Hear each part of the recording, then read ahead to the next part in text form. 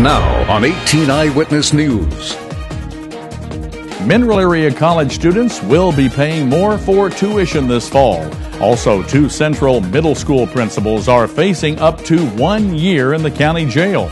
Plus, renovations on a 151-year-old building in Iron County will start at the top. And all of these stories and should we keep an umbrella handy this weekend? Coverage you can count on. This is 18 Eyewitness News. Hello, everybody. Thanks for joining us. I'm Fred Dawkins, and here are the stories we're working on for you at this hour. Mineral area college students will see an increase in their tuition rate starting this fall. MAC President Dr. Stephen Kurtz details the increases approved on Thursday.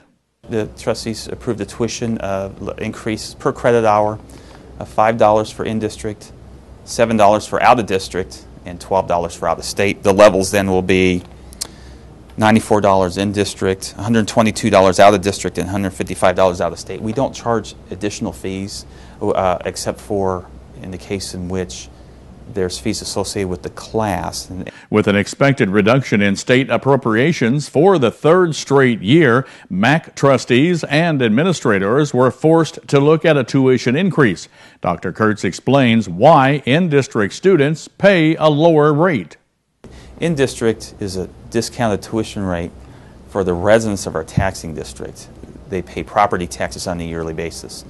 We have a lot of students at our outreach centers and those who commute to Mineral Area College Park Hills campus that reside outside our taxing district. Therefore, they have to pay extra, and so we try to estimate what that would be each year.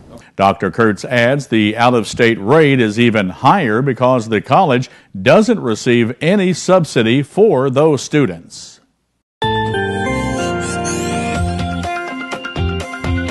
Good evening, Fred. Good evening, everybody. Temperatures right now in the 60s, 69 in Cape Girardeau, 68 in Fredericktown. For Ironton right now at 69 degrees. However, if we head down to our south in Piedmont and Poplar Bluff, they're at 72 and 73 right now in Van Buren. This evening, we're going to continue to see mostly cloudy skies. Some areas could continue to see some rainfall through southeast Missouri. We've been seeing off and on showers through the southern portions of our viewing area, off and on today. More as you head to the north towards St. Louis. 67 degrees by 7 p.m., 9 p.m. 65, and midnight 63 degrees. I'll give you more details on your weekend forecast coming up later in weather.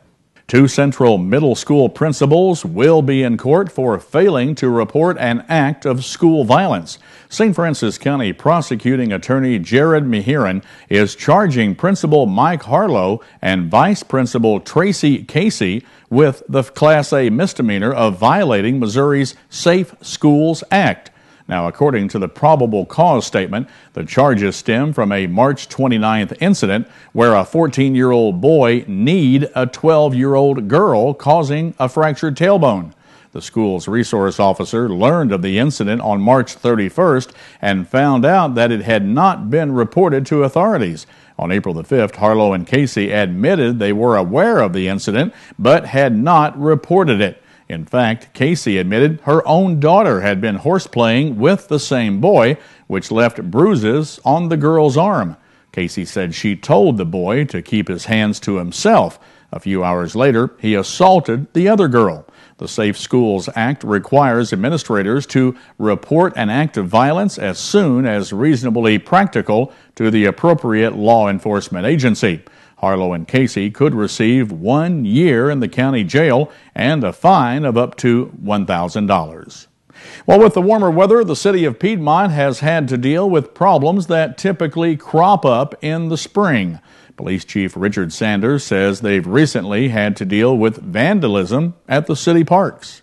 We are not going to tolerate that, and if you get caught, you're going to get charged, and you'll have to stay out of the park for 1 year. So they're already doing some things inside the restrooms and doing some things out around the picnic area, and we just want them to stop that. Chief Sanders says they are also passing out warnings to homeowners to keep their grass cut. He notes that he's had to mow his own lawn 3 times so far this year. An extensive project on southbound Highway 67 in Wayne County gets underway Monday. Missouri Department of Transportation resident engineer Audie Pulliam says portions of the highway will be reduced to 1 lane as contractor crews perform slide repairs on those shoulders. Those contractors' crews are going to be actually excavating material from the slopes that are unstable and replacing that with some large rock to stabilize the slope and provide drainage. The traffic control that's going to be there will involve closing the right-hand lane or the outside lane, using some signing, arrow boards, and channelizers. Pulliam says crews will be working from Route A to Route 172 from 6 in the morning until 7:30 in the evening.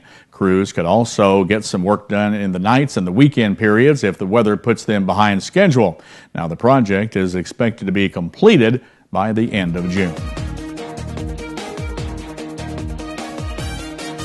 And when we come back on 18 Eyewitness News, renovations on Iron County's 151-year-old courthouse will start at the top.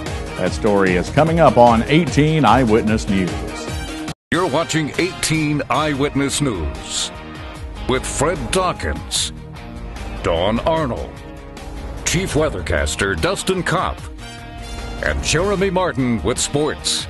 18 Eyewitness News continues. An open house is set for this Sunday at the Iron County Courthouse. Presiding Commissioner Don Bogorowski says they're showing off the 151-year-old building because many folks have never seen the inside of the courthouse. Stay out of trouble, and you can now register to vote online. There's not a lot of reason to go in there for some people, but if anybody hasn't been in the courthouse or young people, we're going to invite them and take them through it, and as we go along, talk about what is going to be done and what needs to be done in the future so we can get their support. Barzowski says the exterior renovation and restoration is going to start at the top with the courthouse's cupola. That's the big white thing that is basically decorative, but it is a large structure if you get up there next to it, and it kind of dominates the valley. So we're going to basically replace that almost totally, take it down to the frame, replace that, and do some beautification to it. Brzozowski says going forward with the next project, we'll be redoing the courthouse's gazebo, which is more than 100 years old. Sunday's open house runs from noon until 4 and is open to the public. A camp for war-wounded veterans just south of Farmington will dedicate its newest building Saturday morning. Camp Hope was created by Mike and Gayla White in honor of their son, PFC Christopher Neil White, who was killed in Iraq in June of 2006. Spokesperson Andrea Polite says the camp's lodge will be dedicated in Christopher's memory. We just invite everybody to come out and see it. This acreage was first bought, had one cabin on it, and now it has 3 beautiful cabins from the help of the community and different organizations and AMVETS, riders, and a lot of people came together, and now there's 3 cabins that are war-wounded accessible, as well as this beautiful lodge that is going to be dedicated this weekend on the 14th. Andrea says the Whites built the 170-acre camp to honor the fallen by helping the wounded. And you hear about these soldiers and Marines that come back and they're actually healed because they have time with other wounded warriors and they have time with nature and it's really a beautiful thing to be a part of. Camp Hope is located at 3355 Raby Road. Andrea says the dedication starts Saturday morning at 11 and more information can be found at camphopeusa.org. Well, we're just about 1 month away from Ellington's Spring Fever Days. Eric Mansfield with the Chamber of Commerce in Ellington says they're trying to make the event more family-friendly this year. While the vendors, food booths, and entertainment will be back, the mechanical rides have been replaced with new inflatable attractions, as well as a rock wall and obstacle course. Eric says the Chamber is also trying to make Spring Fever Days easier on the wallet. They're offering an armband to cover all attractions on Friday and Saturday at a pre-purchase price of only $14. We're trying to make it much more family-friendly so people can bring their kids, spend both days, and enjoy the vendors, enjoy the parade, enjoy our barbecue contest. Eric notes that this year's barbecue contest has expanded to 4 different meats. For those carnivores out there, with pork butts, ribs, brisket, and chicken, and it's being sanctioned by the St. Louis Barbecue Society this year. It's actually one of their competitive events. And Eric expects that just like last year, folks will be able to sample some of the barbecue contest entries for a nominal fee on Saturday. Ellington Spring Fever Days are slated for May the 11th and 12th. Well, still to come on 18 Eyewitness News, taking care of those who take care of us. Don Arnold tells us about a new approach to make mental health a priority for doctors and nurses. That's next in today's Your Health segment. But right now, we're going to be checking in with Dustin Kopp. He's in the Storm Tracker Center right now, taking a look at when and where thunderstorms might be coming up this weekend. We'll have that for you coming up next on 18 Eyewitness News. Now, here's your Storm Tracker 18 weather forecast with Chief Weathercaster Dustin Kopp. And welcome back. As we head into the weekend, showers and thunderstorms are going to be off and on for the next few days. Sunday storms are looking on the severe side. That's a possibility. Also, the temperatures remain above normal, so that's going to give us some heat for those severe thunderstorms. But plenty of sunshine for next week. Here in southeast Missouri, temperatures in the 60s, 69 in Cape Girardeau, 68 in Fredericktown, 65 right now in St. Genevieve Potosi at 66. However, a little bit warmer down to our south in Piedmont and Poplar Bluff at 72 degrees and Van Buren at 73. Here at the station, we have a current temperature of 68 degrees with a mostly cloudy sky. There are a few showers out there, as they have been all day long. Current dew point is 51, 54% humidity, and south wind 13 miles per hour. As we head through your day on Saturday into Sunday, showers and thunderstorms are a great possibility through southeast Missouri.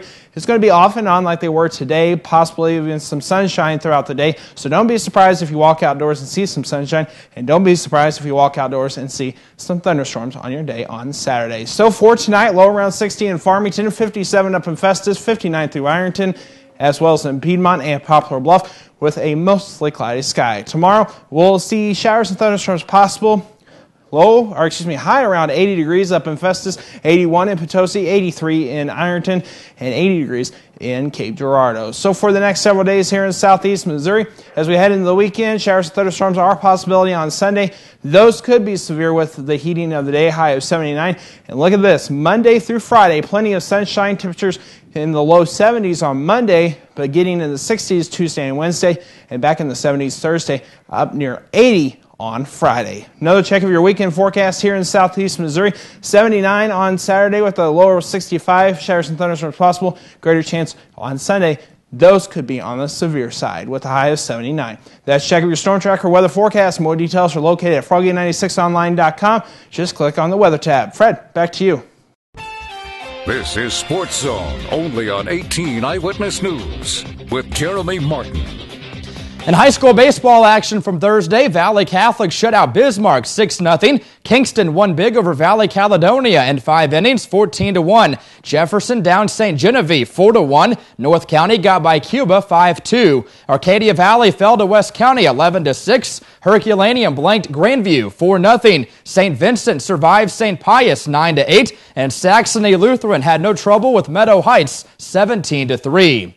The Cardinals opened the season at home Friday afternoon, but they won't have one of their big bats in the lineup against the Cubs. First baseman Lance Berkman is expected to miss the next 3 games due to a grade 1 calf strain. Berkman suffered the strain, legging out a triple during Tuesday night's win. He did not appear in Wednesday's 4-3 loss and underwent an MRI Thursday morning. The exam found a strain of the left calf, but it was not severe enough to require a 2-week shutdown. So at this point, the Cardinals are keeping Berkman off the disabled list. Manager Mike Matheny will likely use Matt Carpenter and Daniel Descalso at first base this weekend. Carpenter appeared there during Wednesday's 4-3 loss and served as cleanup hitter. Descalso manned first base after Berkman's removal from Tuesday's game. The St. Louis Blues were looking for its first postseason victory in exactly 8 years when they hosted San Jose in their playoff series opener Thursday night. Well, they're still waiting. The Blues and the Sharks went into double overtime before Martin Havlat netted the game-winning goal 3.5 minutes into the second overtime for a 3-2 victory. Patrick Berglund scored both goals for the Blues, who outshot the Sharks 42-34, but trailed in the best-of-7 Western Conference quarterfinal series that will resume with Game 2 Saturday night at the Scott Trade Center.